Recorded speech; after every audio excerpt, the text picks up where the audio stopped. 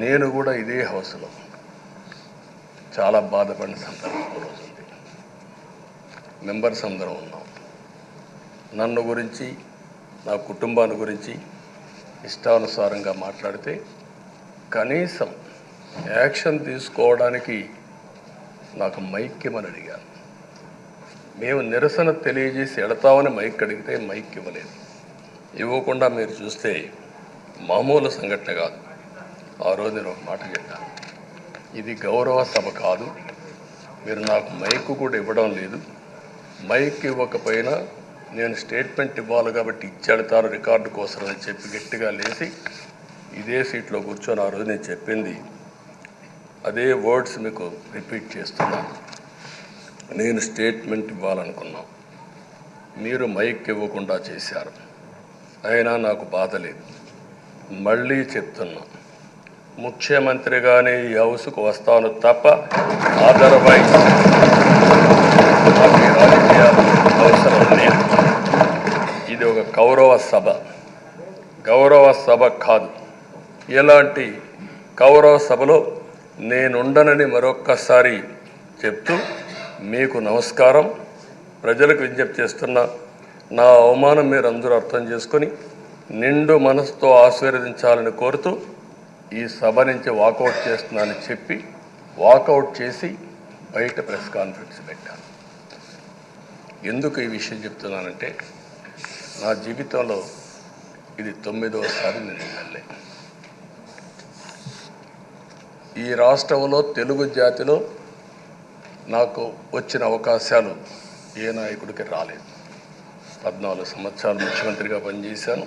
ఇప్పుడు మళ్ళీ ముఖ్యమంత్రి అయ్యాను. 15 సంవత్సరాల పొజిషన్ పార్టీ లీడర్గా పనిచేశాను. కానీ తిరుపతిలో నా పైన దాడి జరిగింది. 24 క్లేమోర్ మైన్స్ నా మీద బ్లాస్ట్ చేశారు. ఆ రోజు కూడా నా కళ్ళలో నీళ్ళు రాలేదు. మొట్టమొదటిసారిగా ఎలాంటి సంబంధం లేని నా సతీమణి పైన ఆరోపణలు చేశారు. ఆ ఒక్కరిపైన కాదు, ఈ రాష్ట్రంలో ఆడపడుతులందరిపైన, గౌరవంగా బ్రతికే ఆడబిడ్డలందరినీ అవమానం చేయడం, సోషల్ మీడియాలో పెట్టడం, క్యారెక్టర్ అసాసినేషన్ చేయడం, ఇలాంటి చాలా సంఘటనలు జరిగాయి. దానికి పరాకాష్ఠగా ఆ రోజు శాసనసభ్యులు కానీ,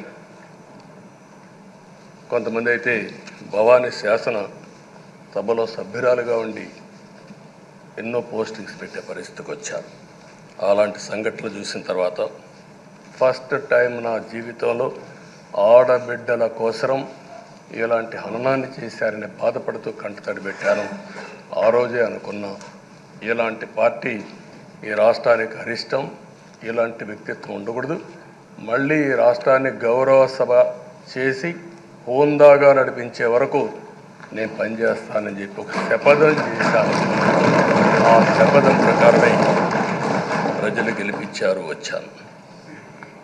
ఈరోజు 2 సంవత్సరాల తర్వాత, ఆ రోజు నేను వెళ్ళింది 2021 నవంబర్ 19వ తారీఖున వెళ్ళాను.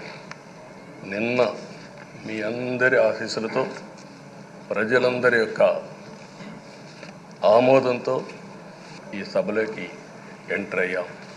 నాకు జరిగిన అవమానం కానీ, ఆడబిడ్డలకు జరిగిన అవమానం కానీ భవిష్యత్తులో ఎవరికీ జరగకుండా కాపాడే బాధ్యత ఈ అసెంబ్లీ తీసుకోవాలని అందరినీ కోరుకుంటున్నాను.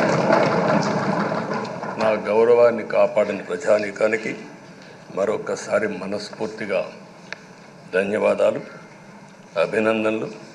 నా జీవితాంతం రుణపడి ఉంటా. మళ్ళీ నాకు జన్మనంటే తెలుగువాడుగా పుట్టాలని, తెలుగు గడ్డ రుణం తీసుకోవాలని నా ఆకాంక్ష. తప్పకుండా ఇచ్చేస్తాను.